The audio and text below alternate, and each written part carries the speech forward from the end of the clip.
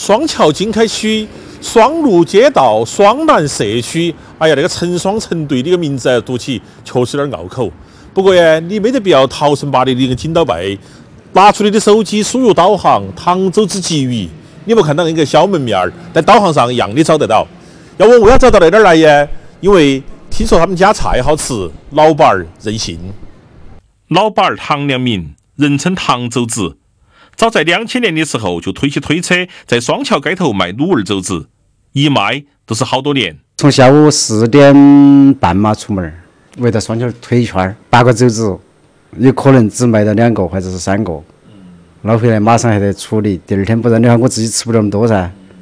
逐步的到后头才1年的样子吧，基本上做好多出去能够卖多少。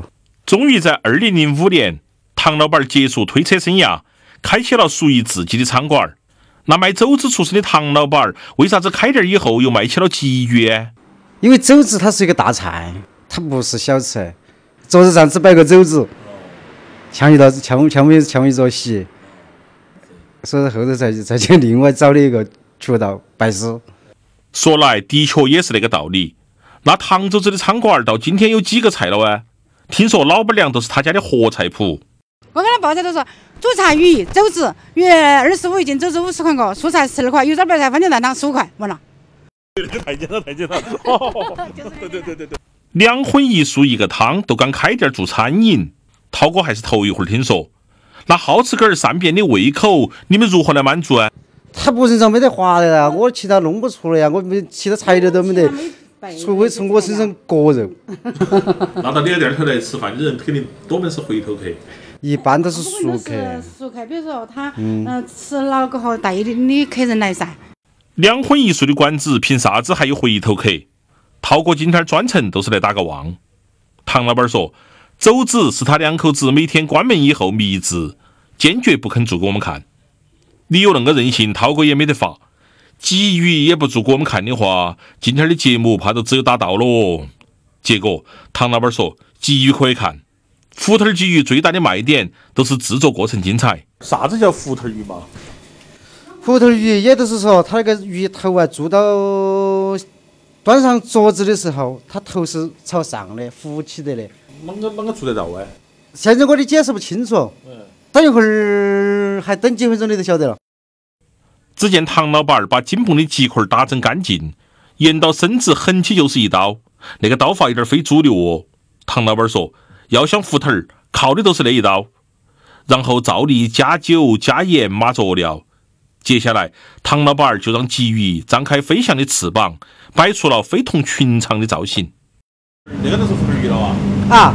但是还没做成。那点下锅的时候也是一个造型吗？这个不下锅。不下锅呀？鸡块造好型，唐老板那边都开始烧油，一锅油一直烧到滚烫。只见他端起锅儿，一火舌都淋进了装鱼的盆盆头。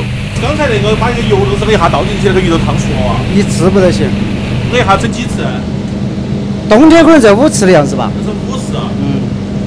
烫5次。夏天3次左右。烫过鸡块的油回锅，烧热以后再来一次，反反复复5次以后，福头鲫鱼大功告成了。鱼头全部朝上，真是菜如其名。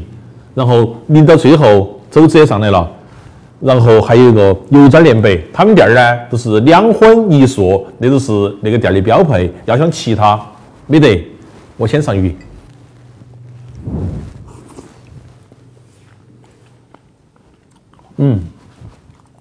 很嫩，那个鱼确实很嫩，还很香。因为那个从头到尾我都没看到你下锅，你那个嫩你啷个做到的？啷个来把握到的？和我们平时所说的火候啊？就是一个油温控制。油温不能太高，也不能太低，太低了炸也是烫不熟。但是我看到你油温不断，你反反复复整了几道。不是都是要那个高温吗？不是要高温，高温了要不得。高温还要不得？高温油温高了过后油要坏。如果过了，它可能会很老。过了，并且油要不得，整个味道都要不得。过了整个味道在变。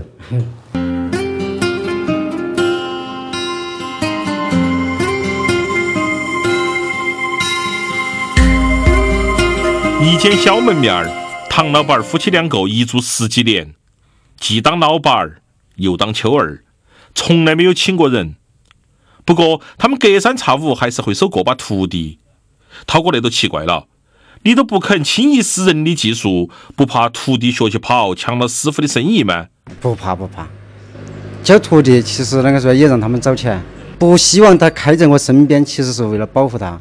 这个小城市来说的话，如果是能够生成2家，那必须只有是我，因为我自己有自信，我底气十足。涛哥做节目最喜欢那种任性有气质的馆子，虽然人家店面不大，菜品不多，位置也不当道，但是老板内心散发出来的那种傲娇和舍我其谁的那种自信，绝不输给名声在外的一些大馆子。还是那句话，大有大的恢宏，小有小的精致，关键是看你有没得过瘾的本事。